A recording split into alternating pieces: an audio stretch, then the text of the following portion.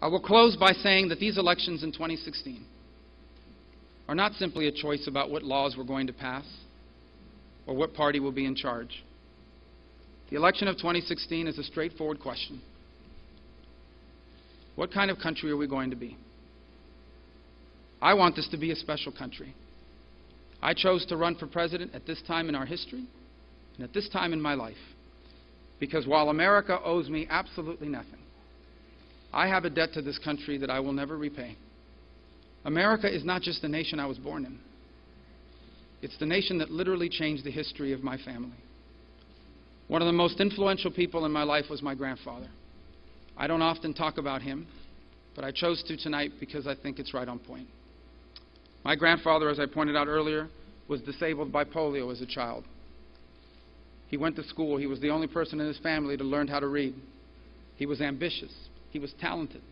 He had big dreams, and they were all impossible for him because his parents were not politically connected, because he didn't know the right people. Years later, as I was growing up, my grandfather would live with us. He would sit on the porch of our home and smoke 3 daily cigars. He lived to be 84. And I would sit on that porch with him and listen to his stories. He taught me about history. He loved America.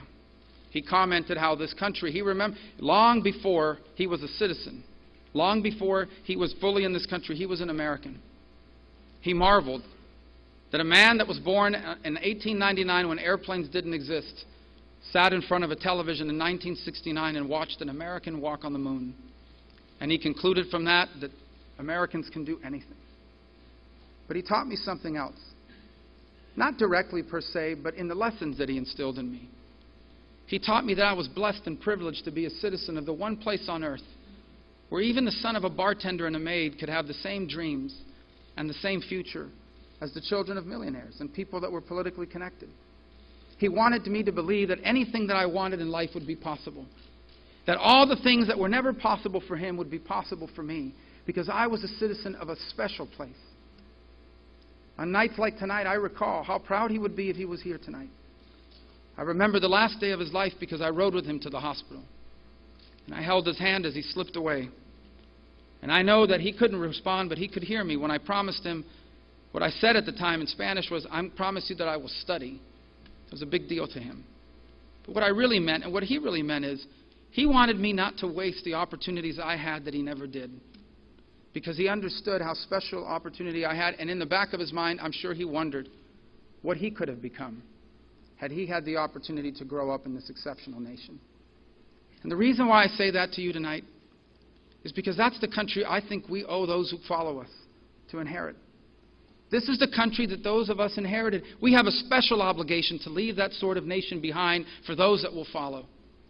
And whether America remains special or not will not be determined by how many rich people we have. Every country has rich people. Whether America remains special or not will be determined by whether people can do for their children what your parents did for you and what my parents did for me. I believe that it is this generation's calling, not just to restore the promise of America, but to expand it, to reach more people than it has ever reached before. And I have no doubt in my mind that we will. For Americans have always been about a better future. That is who we still are. We've had bad presidents before. We've had bad governments before. But we have always overcome, and we will again.